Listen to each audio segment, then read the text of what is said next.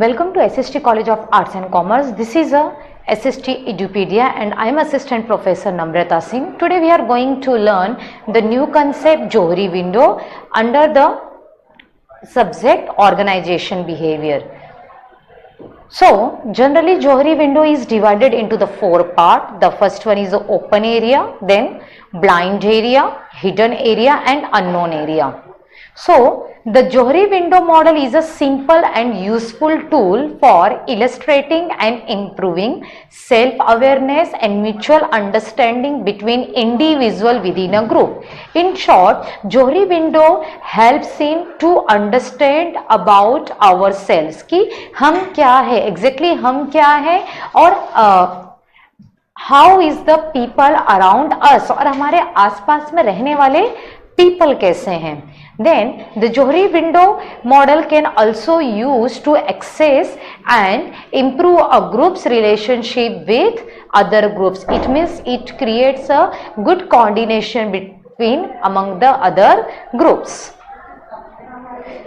The Johari window model was devised by American psychologist Joseph Luft and Harry Ingham in 1955 while researching group dynamics at the University of California, Los Angeles.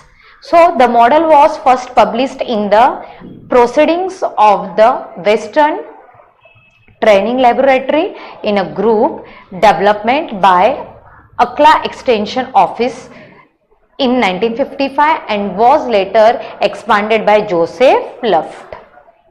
So Luft and Ingham called their Johari window model Johari after combining the first names Joe and Harry. In early publication, the word appears as Johari.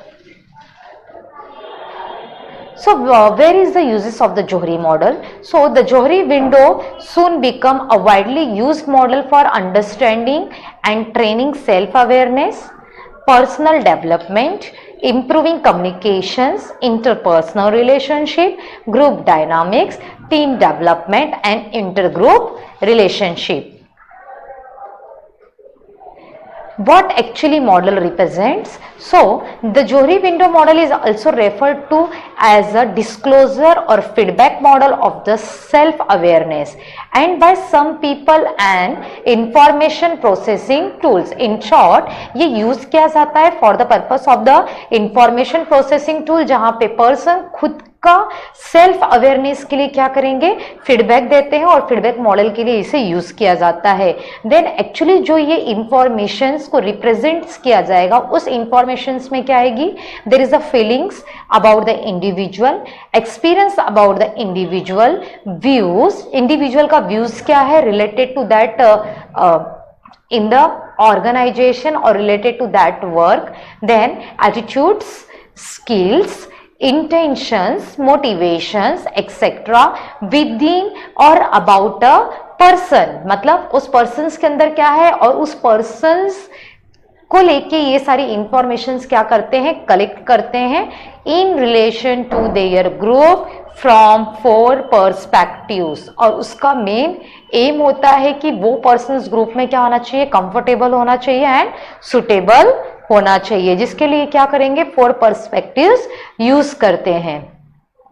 So areas of model.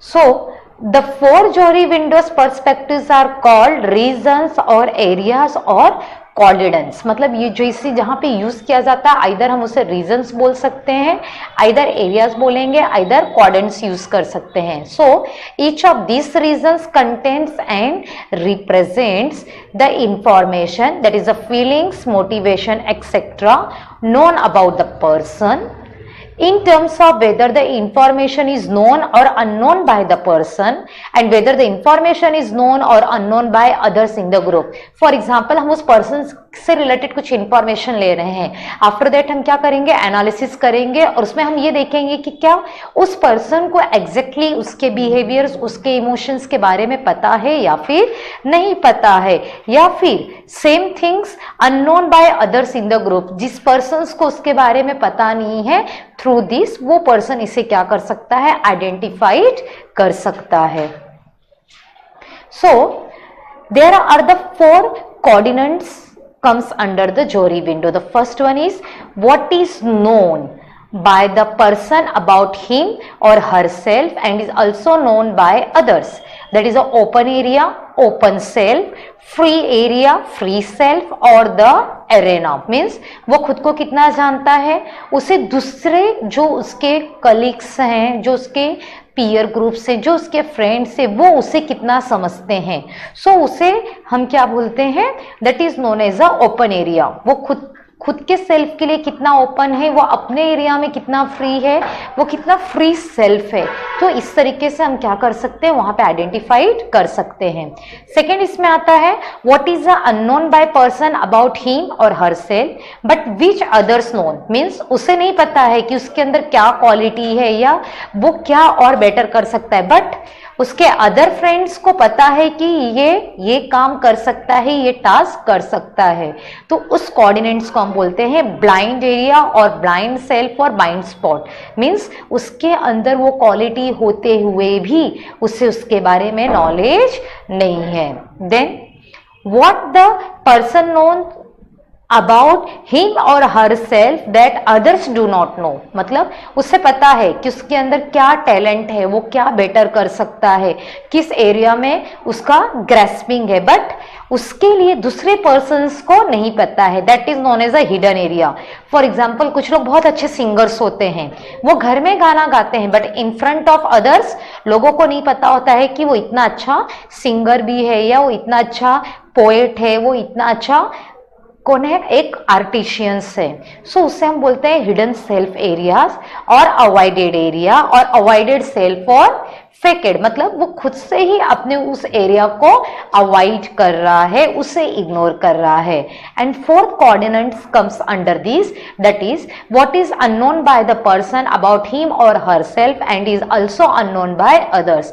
Means what, ना उसे पता है, ना उसके friends को पता है, ना उसके सबऑर्डिनेट्स को पता है, ना सुपीरियर्स को पता है. So this categories comes under the four coordinates. इसे हम लोग बोलते हैं अननोन एरिया और unknown self. So like this way Johari window is divided into the four criteria. The first one is come in this open self, second one is come blind area, the third one is come hidden area and fourth one is come that is a unknown area जिसके बारे में किसी भी पता नहीं होगा. So known to other में आता है known to self. So known to self में कौन सी एरिया आएगी, ओपन एरिया आएगी. नॉन नोन टू सेल्फ, हमें खुद के बारे में पता नहीं है, तो it is comes under the blind area कि हमारे अंदर वो क्वालिटी होते हुए भी हम उससे जस्टिफाई नहीं कर रहे हैं. Then not known to others में आता है हिडन एरिया. मुझे पता है मेरे अंदर क्या क्वालिटी है, बट यही बात सेम टाइम पे अदर पर्सन्स को नहीं पता है, वो इस बात को लेकर अवेयर नहीं है. And the next one is come in this, that is a unknown.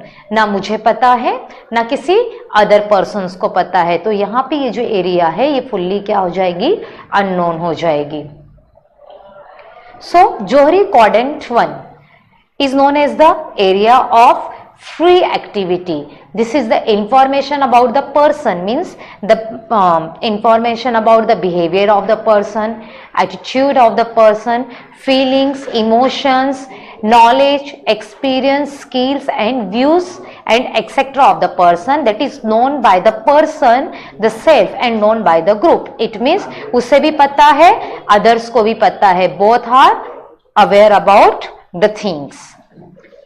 In the quadrant 2 means blind area, जहां पे पर्सन को खुद के बारे में नहीं पता है लेकिन other persons are aware about that कि उसके अंदर क्या स्पेशलिटी है. So what is known about a person by others in the group but it is unknown by the person him और हर सेल्फ. उसे खुद को नहीं पता है कि उसके अंदर क्या क्वालिटीज है और वो किस एरिया में मास्टर है.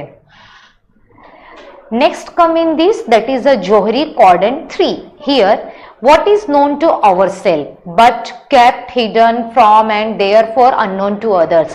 मैनी ऑफ टाइम लोगों के माइंड में एक फोबिया होता है कि लोग मुझे सुनेंगे तो मेरे ऊपर हंसेंगे।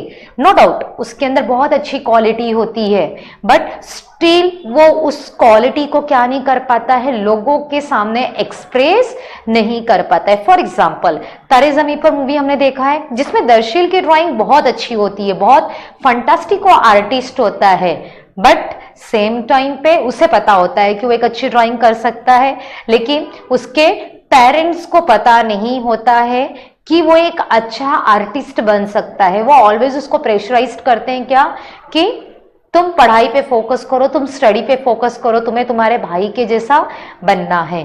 तो ये किस में आ जाता है, it comes under the Johari quadrant 3, that is the third part of the Johari window.